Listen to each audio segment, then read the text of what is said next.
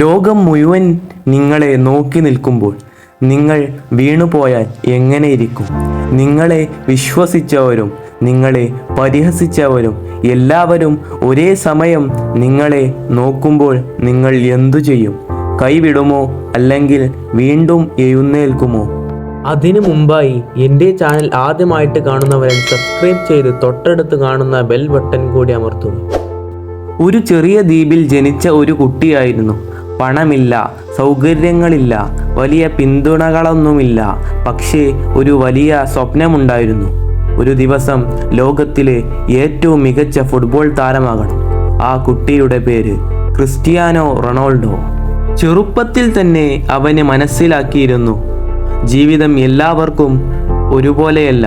ചിലർക്ക് കഴിവ് ലഭിക്കും, ചിലർക്ക് അവസരം ലഭിക്കും, പക്ഷേ ചിലർക്ക് പോരാടാനുള്ള മനസ്സ് മാത്രമേ ലഭിക്കൂ. റൊണാൾഡോ മൂന്നാമത്തെ കൂട്ടത്തിലായിരുന്നു. മഴയിലും വെയിലിലും ആരും കാണാത്ത സമയങ്ങളിലും അവൻ പരിശീലിച്ചു. മറ്റുള്ളവർ ഉറങ്ങുമ്പോൾ അവൻ സ്വപ്നങ്ങൾക്കു വേണ്ടി ഓടുകയായിരുന്നു. കാരണം അവന് അറിയാമായിരുന്നു, കഴിവ് നിങ്ങളെ വാതിൽ വരെ എത്തിക്കും. പക്ഷേ കഠിനാധ്വാനമാണ് ആ വാതിൽ തുറക്കുക.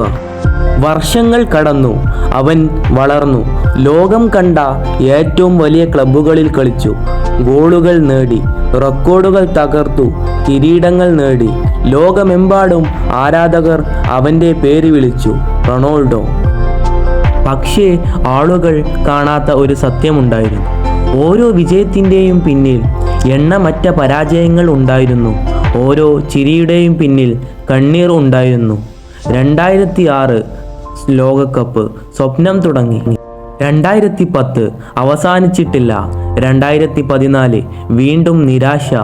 2018 വീണ്ടും കാത്തിരിപ്പ്. 2022 വീണ്ടും സ്വപ്നം കൈവിട്ടു. ലോകം മുഴുവൻ അവൻ്റെ കണ്ണീരു കണ്ടു. അവൻ മൈതാനം വിട്ടു നടക്കുമ്പോൾ ലക്ഷക്കണക്കിന് ആരാധകരുടെ ഹൃദയം തകർന്നു. പലരും പറഞ്ഞു, ഇനി കഴിഞ്ഞു, റൊണാൾഡോയുടെ സമയം അവസാനിച്ചു. പക്ഷേ റൊണാൾഡോ കേട്ടില്ല. കാരണം അവൻ ജീവിതം മുഴുവൻ ഒരേ കാര്യം ചെയ്തിട്ടുള്ളൂ. ആളുകൾ സംശയിക്കുമ്പോൾ അവൻ കൂടുതൽ കഠിനമായി പരിശ്രമിച്ചു. 2026 41 വയസ്സ്. ഫുട്ബോൾ ചരിത്രത്തിൽ തന്നെ അപൂർവമായൊരു നിമിഷം. റൊണാൾഡോ തൻ്റെ 6ാമത്തെ ലോകകപ്പ് കളിക്കാനെത്തി. ലോകകപ്പ് ചരിത്രത്തിൽ വളരെ കുറച്ച് താരങ്ങൾക്ക് മാത്രം ലഭിച്ച നേട്ടം. പോർച്ചുഗൽ ഗ്രൂപ്പ് കെയിൽ കൊളംബിയ, ഉസ്ബെക്കിസ്ഥാൻ, കോങ്കോ എന്നിവർക്കെതിരെയാണ് മത്സരിക്കുന്നത്. ആദ്യ മത്സരത്തിൽ പോർച്ചുഗൽ കോങ്കോയോട് സമനില വഴങ്ങി. വിമർശനങ്ങൾ വീണ്ടും ഉയർന്നു. റൊണാൾഡോക്ക് ഇപ്പോഴും കഴിയുമോ? ഇതാണ് അവസാന അധ്യായമോ എന്ന ചോദ്യങ്ങൾ വീണ്ടും കേൾക്കപ്പെട്ടു. പക്ഷേ റൊണാൾഡോയുടെ കഥ അറിയുന്നവർക്ക് ഒരു കാര്യം അറിയാം, ഈ മനുഷ്യനെ ഒരിക്കലും നേരത്തെ വിധിക്കരുത്. കാരണം അവൻ വീഴുന്നത് അവസാനിക്കാൻ വേണ്ടിയല്ല, വീണ്ടും ഉയരാൻ വേണ്ടിയാണ്. റൊണാൾഡോയുടെ ജീവിതം ഫുട്ബോളിനെ കുറിച്ചുള്ള കഥ മാത്രമല്ല, അത് നമ്മളെ കുറിച്ചുള്ള കഥയാണ്. നമ്മൾ തോൽക്കുമ്പോൾ, നമ്മൾ ഒറ്റപ്പെടുമ്പോൾ, നമ്മളെ ആരും വിശ്വസിക്കാതിരിക്കുമ്പോൾ നമ്മൾ എന്തു ചെയ്യണം എന്നതിൻ്റെ കഥ. വിജയിക്കുന്നവർ ഏറ്റവും കഴിവുള്ളവനല്ല, വീണിട്ടും വീണ്ടും എഴുന്നേൽക്കുന്നവനാണ്.